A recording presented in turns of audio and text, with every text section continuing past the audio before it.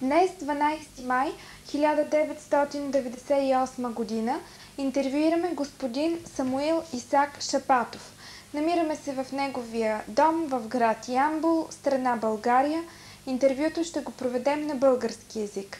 Интервюиращ Алберт Алкалай.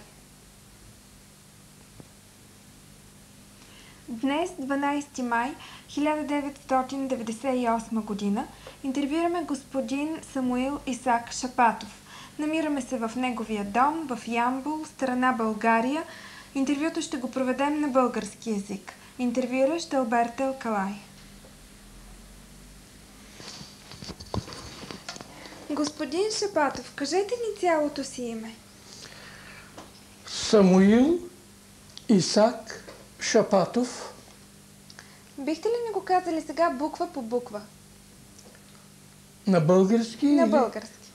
С, А, М, У, И, Л.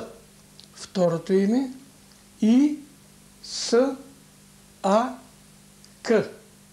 И фамилията Ш, А, П, Т, О, В. Знаете ли откъде води произхода си фамилията Шапатов? Произхода не точно, но все пак произлиза от думата шабат, което на еврейски значи събота. Или с други думи, по-българено, по-новому, това значи Съботинов или нещо подобно. Но дядо ми, доколкото са ми разправили наши стари хора, са дошли някъде, може би, от към Киргизия ли, Абхазия ли, някъде в Грузия нататък, и дядо ми, или по-точно прадядо ми, е бил с нещо като сегашните шапки, които носят в Израел. Друго няма по произхода. От страна на майка ми те са кореняци от България и са живяли тук. Вие кога и къде сте роден? Роден съм в България, извинявайте, в България, в Ямбол съм роден, 24-та година. Син съм, дете съм, трето дете на родители, които майка домакиня, баща майстор мандриджия. Бяхме 4 деца, 3 сина и накрая момиче, сестра, 6 души в семейството.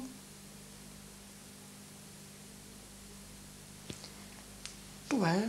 Как се казва вашия баща?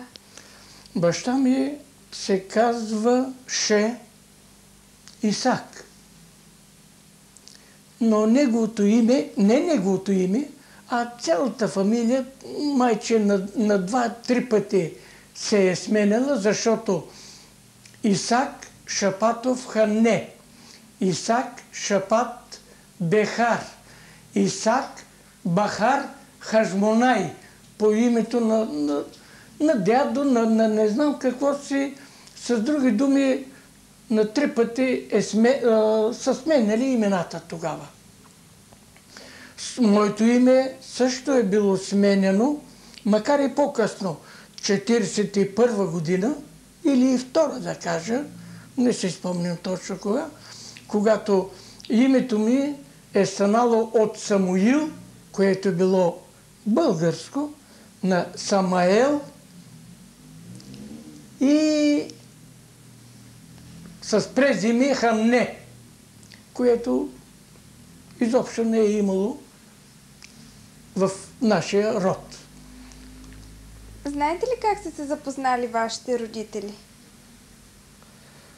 Затрудняваме този въпрос, защото това е станало доста отдавна, може би преди Балканската война.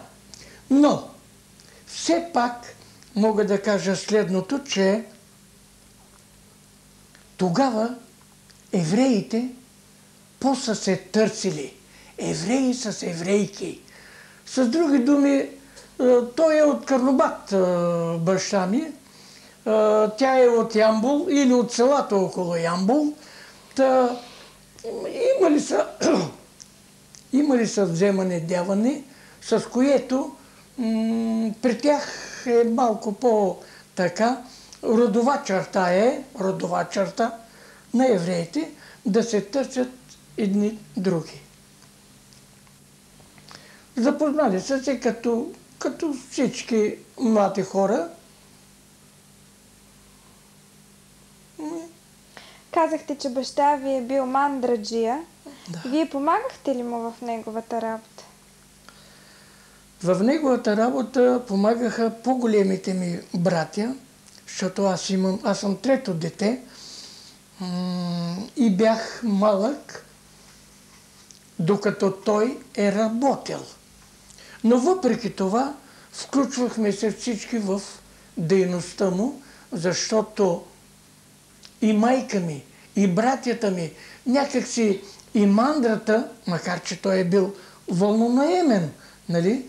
Макар че е бил работник там, не негова собствена, но въпреки това всички се включвахме в дейността му. И освен това прекарвахме летата на село, с което се двойно допринася на преуспяването на семейството. Знаете ли дали баща ви е участвал в еврейския обществен живот? Доколкото знам, аз малко съм живял с него. Той емигрира в Израел, но до тогава знаех, че баща ми е бил в едно общество, което не мога да определя като какво, Ахдут. Или Ахдут. Това е общество, което помага на другите, които са изостанали, на другите, които са изпаднали, на другите, които нямат възможност за това или това. Знам, че бяха икономическо общество такова, което помагаше на по-бедните в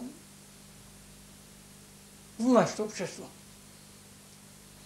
А вашата майка как се казваше? Майка ми се казваше Естер. Тя също е починала на 94 в Израел. Естер се казваше. Рода и води от селски бакален, пак евреен, нали? Тогава не е било като сега, още на 15, 16, 18 годишна възраст, вече момите да се момеят, а тя до по-голяма възраст, да не кажа 20-22 или повече, е била ту на село, тук и се е задумила късно. Дали той я е привлякал или тя се е прилепила към него, не мога да кажа. Какъв език говореха вашите родители в къщи? В къщи няма да кажа непрекъснато, но само еврейски. Само еврейски, ладино. И двамата ми братя, пък и сестра ми, да не кажа и аз, всички го знаехме го, този език.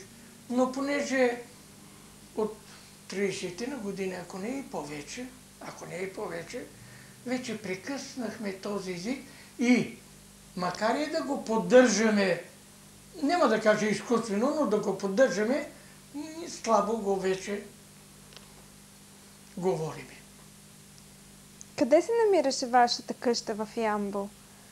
Ох, не ме питайте, защото на 15 места сме живяли в Ямбол.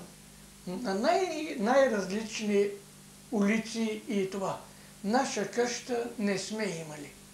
Не сме имали и за това да ви кажа адреси, сега може и да не могат да се намерят и адреси, предвид на голямото преустройство, на големите строежи. Нали? И все пак, имахте ли предпочитание да живеете в еврейската махала? Сега, еврейска махала вече не можем да говорим сега, защото тук останахме не повече от 15 на 20 истински евреи. Искам да кажа евреи по баща и майка. Нали? Но от смесени бракови има доста. Но предвид оголемяването на града, всички сме се пръснали из целия град. А тогава, за онова време, като бяхте... За онова време ние си имахме еврейска махла, която беше свърталище на цялото еврейство,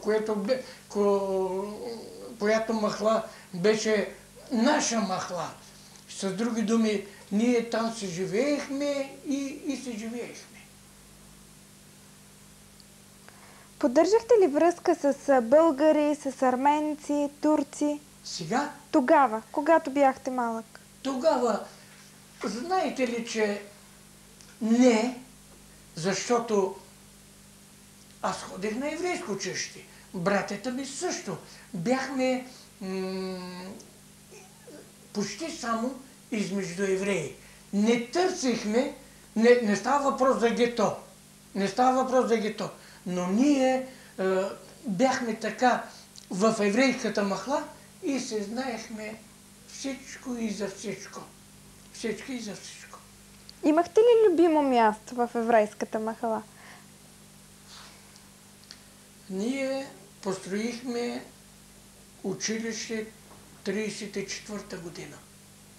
И старото еврейско училище, което беше до синагогата ни, ние се събирахме непрекъснато там.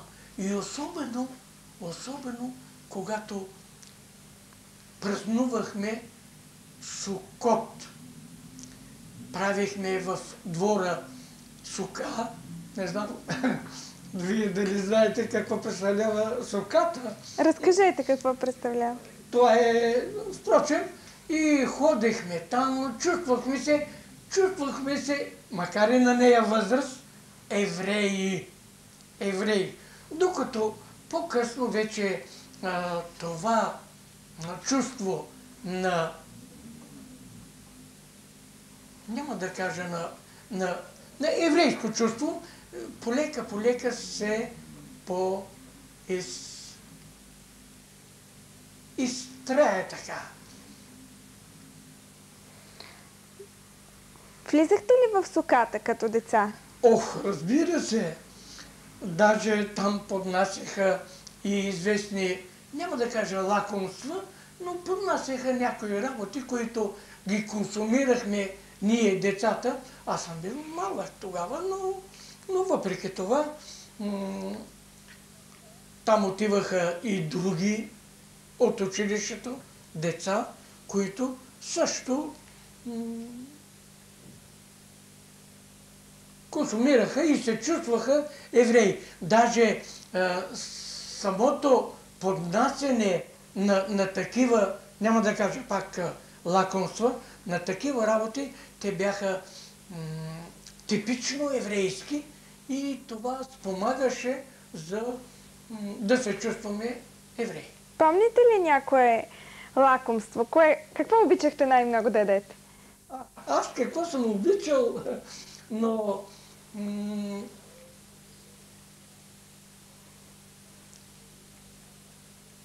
кой ми мисля, че имаше? Нещо с орехи правеха, но вижте сега, питате ме за работи преди 60 години, Пък и паметта ми вече не е такава, каквато беше преди. Какво ставаше петък вечер във вашето семейство? Петък вечер обикновено, необикновено, при всички случаи се събирахме и изчаквахме баща си. Ние бяхме 4 деца и майка ни, друг възрастен при нас нямаше. Значи майка ми и баща ми и 4 деца винаги чакахме, очаквахме и изчаквахме баща си, който идваше и някога вадеше, имаше една книжка,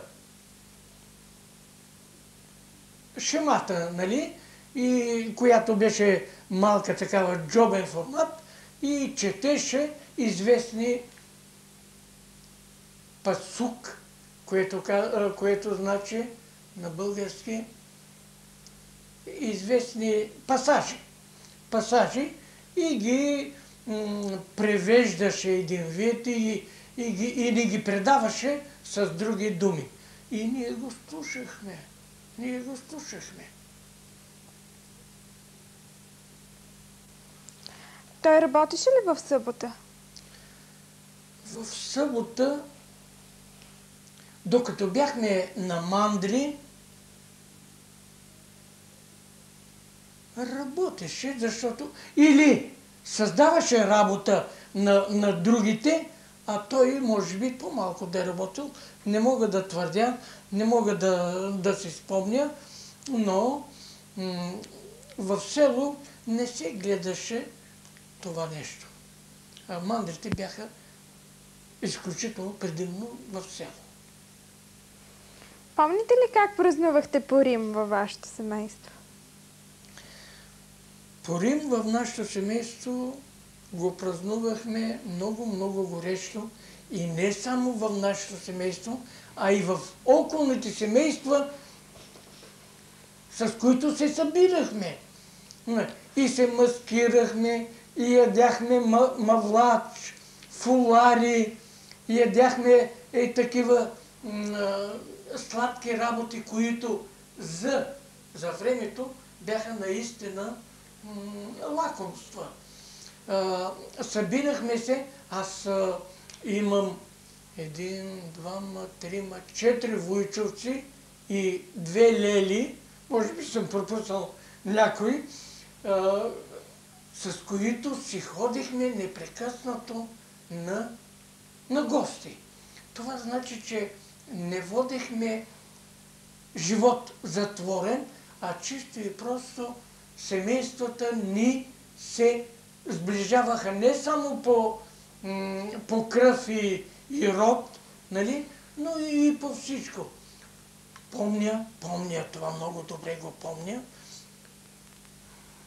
Майка ми ще сготви андженара или тиквички, или не знам какво, и отиваме на гости, където се събираха 2 братя и 2 сестри, другите братя следващия път, и се събирахме така да прекараме вечерта, съответно, а пък ние децата си играехме на воля. Казахте, че сте се маскирал. Вие какъв костюм имахте? Аз даже съм играл в роля по време на Пурин в пиеска. Играех като дете, което Чочо, помня го още името, нали? Помня го, защото бях едно неразплакано дете, но едно невръстно, недогледано дете, което го лъжиха насам нататък, и аз бях потърпевшия. Но играли сме тогава и пиески за време оно, преди 1000 години, с Аман, с Естер Амалка, нали? Тези пиески от еврейското училище ли бяха? В еврейското училище ли ги играехте тези пиеси? В еврейското училище, да. И в един определен салон до читалището, който е, той беше по-голям салон и поемаше повече хора и там ги давахме. Имаше ли българи сред публиката, знаете ли? Естествено. Особено кумшии, нали, съседи, нали, имахме, защото тогава, нека да кажем, тези, които живееха около нас, съседите ни, не ни деляха като евреи, не ни имаха като чужда нация, не ни имаха като нещо отделно от тях. Аз помня, много добре го помня, когато се биехме махла с махла, и тогава го имаше, нали, побоище и така нататък, помня, че измежду нас, българчета от нашата махла, се съюзявахме и се биехме с друга махла. Тогава не евреи срещу българи и обратното, а чисто и просто махла с махла. Махла с махла. Помните ли името на някой учител от еврейското училище? Учител? Помня ги. Леон Коен. Даже го имам и на снимка. Гиверит Фортуне. Госпожа Рашел. Госпожица, тя не остана госпожица, но ние така я знаехме. Фортуне. Помня ги всички. Те бяха 1, 2, 3, 4, 4 преподаватели, от които един учител и 3 учителки. Даже когато ходих в Израел, бях на гости при моите преподавателки там. При Гиверит Фортуне и при госпожица Фортуне. Има ли някакъв спомен, свързан с тези хора, който е особено силен у вас? Особено силен не, но спомен имам от госпожица Фортуне, защото госпожица Фортуне мене, това е хвалба малко, но мене ме имаше като не само правоученик, аз си бях и такъв, но имаше ме като нейно дете, въпреки че тя беше госпожица. Нали? Имаше ме за съвсем неин близък човек. А тя беше дъщеря на обущар. Не на обущар, ами на Карпач. Нали ме разбирате? Беше от нашето потекло. Вие хранихте ли се в училището, в еврейското училище? Не. Аз не се хранех. Може би да е изиграло роля това, че живеехме наблизо. Но в менза, в стол, аз не знам дали имахме, но не мога да споря. Аз не се храних. Ходихте ли някъде на излети, на екскурзии от училището? Много често на 1 май, Лаг Баомер, нали, по-нашему, Деня на цветята. Ние ходихме не непрекъснато, но ходихме много често извън града, а в Ямбол имахме и такива места. Двата чучура, Кринчовица, Бакаджика, Петя Гьоза, имах Кривола. Имахме такива места, които бяха отворени за нас, за децата, искам да кажа, и прекарвахме много добре. Какво правихте на тези излети? Децата какво могат да правят, освен да се веселят? Децата чисто и просто, като намерят минутка-две, да не кажа час свободен, и веднага тръгват всеки по своето хоби, да кажа, всеки по свое желание, и бяхме много, много добре. Помните ли дали имахте бар мицва? Дали ви беше направена бар мицва? Като станахте на 13-14 години? Бар мицва на двамата ми брата и на мене е правено.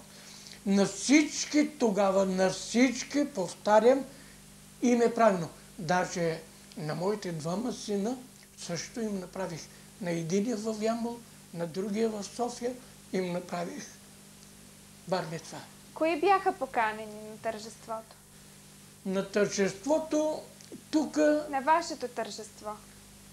Когато вие... На вашата бар мицва. Не помня, защото... Момент. Ние не изчаквахме 13 години. Ние не изчаквахме 13. За брит мицва говорите. Не, за бар мицва. За бар мицва. За навършване на 13 години. Вижте сега. Тогава хората, не мога да ви кажа, но се събирахме това. По отношение на бар мицва, на синовете не съм правил. Аз сбърках, че помислих за брит мицва. Брит мицва, за бар мицва и съответно и за бат мицва, нали, не съм правил на децата, защото на 13-53-та на вас? Вие като бяхте младеж? Като младеж аз си бях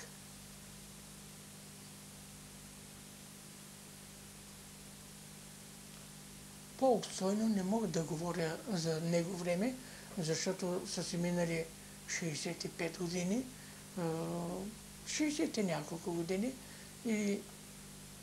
и къде съм бил по него време, не мога да кажа в коя квартира. Ако си спомня квартирата, може би бих могъл да си спомня, но не. А помните ли дали сте членувал в еврейска организация, младежка? Да. Аз членувах в Ашумер ацеир, която беше тогава най-лява, и самия ми род подсказваше, че там трябва да бъда и си останах там. Ашумер ацеир. Колко годишен бяхте, когато влязахте в Ашумер ацеир? Може би 10-12, да не кажа повече, но там от деца ни поемаха и съответно ни правеха тяхни съидейници, нали? В какъв дух ви възпитаваха в Ашумер ацеир? Там ни възпитаваха предимно в благородство, възпитаваха ни в дух на приятелство, на другарство, на помагане един на друг. С Ашумер ацеир също сме ходили на Орман, тук-таме, на излети и си спомням, че някои, които не носят храна, нали, сядаха Впрочем, и храната, която носиме, то и сега е така, и сега е така. Носиме храна и я поставяме пред всички. И се хранихме. Нямахме дялба, това е мое, това е твое и така нататък. Сега ще сменим касетата.